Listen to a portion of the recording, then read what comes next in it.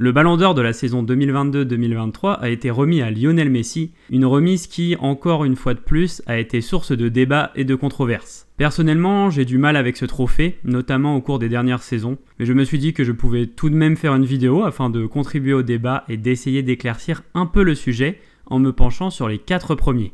Alors je vais commencer par monsieur Erling Haaland.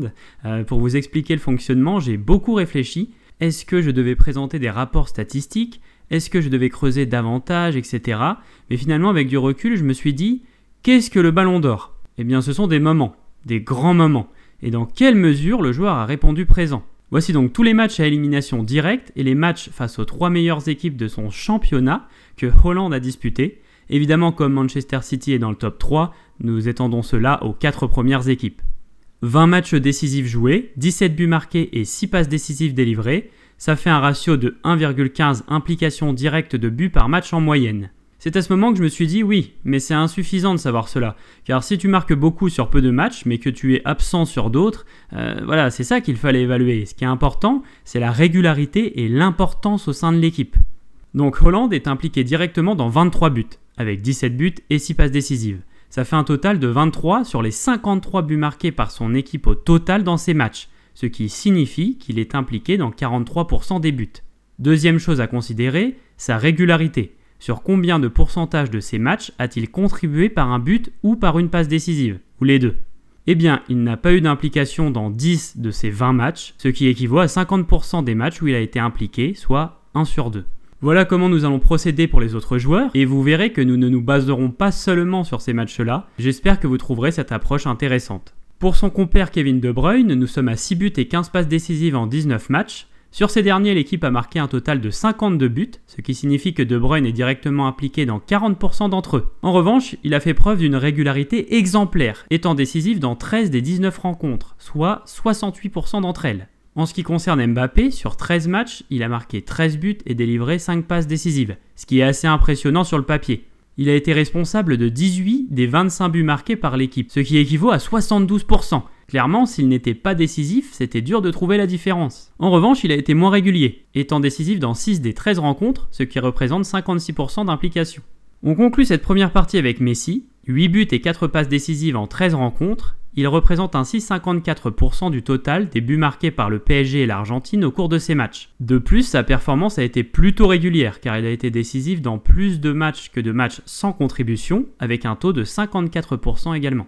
Donc, ça fait beaucoup de chiffres, c'est pas très clair, alors on va récapituler. Ça, ce sont les données sur le papier, on va dire, les données que vous pourriez voir un peu partout. Mbappé, 1,38 de ratio sur ses rencontres, Haaland 1,15, 1,10 pour De Bruyne et 0,92 pour Messi. Maintenant, les données plus avancées, plus réfléchies sur l'impact et la régularité. Donc comme vous le voyez sur la première ligne, on a ce que nous avons discuté, le pourcentage du total des buts de l'équipe, et sur la troisième ligne, l'autre donnée, le pourcentage de matchs où le joueur a été décisif, pour juger de sa régularité. Mais que représentent les lignes de points ? Eh bien, c'est moi qui me suis amusé à faire un petit comptage. Quand un joueur se classe en première position dans l'un des domaines, il obtient 4 points. Le deuxième reçoit 3 points, le troisième 2 points, et le dernier seulement 1 point. Cela nous permettra d'avoir une base de comparaison à la fin de la vidéo. Ici, c'est Messi qui remporte le total de points car il est le plus régulier, en étant deuxième sur les 2 critères. Bien que Mbappé soit en tête en termes de pourcentage d'implication dans les buts marqués par l'équipe, et que De Bruyne soit plus régulier dans les matchs décisifs. Bon, tout ça c'est bien, mais il est possible que certaines personnes pensent « Ouais d'accord, c'est sûr, ce sont des matchs qu'il ne fallait pas perdre, mais certains d'entre eux étaient contre des équipes comme Nantes, Pays de Cassel, Burnley ou Bristol City par exemple. » Je tiens à souligner que je ne dénigre en aucun cas ces équipes, mais c'est un commentaire qu'on voit fréquemment. J'ai anticipé ça bien sûr, et donc on va recommencer le processus, mais cette fois en ne prenant que les équipes du top 15 UEFA. Il y a énormément de clubs dans le monde, donc bon, le top 15, ça reste vraiment le haut niveau. Et donc pour la sélection, les équipes du top 10 FIFA. Allez, on repart donc avec Haaland qui a marqué 7 buts et réalisé 3 passes décisives en 15 rencontres. Il a été décisif dans 37% des buts de l'équipe au total et dans 33% des rencontres auxquelles il a participé, puisqu'il n'a pas contribué lors de 10 matchs sur 15. N'hésitez pas à mettre en pause d'ailleurs pour examiner les détails bien sûr. De Bruyne quant à lui a inscrit 2 buts et délivré 14 passes décisives en 19 matchs. Il a été impliqué dans 38% des rencontres, légèrement plus que son coéquipier norvégien, mais il a été décisif dans 58% de ses affrontements. Encore une fois, vous le constaterez, mais il est en tête des 4 dans ce domaine, ce qui est intéressant lorsqu'on sait qu'il est souvent décrit comme absent dans les grands rendez-vous. Pour notre Kicks national, 8 matchs, 8 buts, 2 passes décisives. Impliqué sur 10 des 13 buts de l'équipe, donc 77%, encore un délire, ce mec est indispensable, mais décisif en revanche sur la moitié des rencontres, donc 50%. On termine de nouveau avec Messi, auteur de 4 buts et 3 passes décisives face aux 7 grosses équipes qu'il a affrontées cette saison. Les équipes ont marqué 12 buts et il est sur 7 d'entre eux, donc 58%, et il est décisif dans 4 des 7 rencontres, ça fait 57%, beaucoup de 7. Le bilan des ratios bruts face aux grosses équipes, un ratio qui cache pas mal de données comme nous l'avons vu dans la vidéo. Voici donc le résumé de ce que l'on vient de voir ensemble. Messi, De Bruyne et Mbappé sont à égalité de points, Haaland est 2 fois dernier dans les domaines étudiés, ça fait 2 points.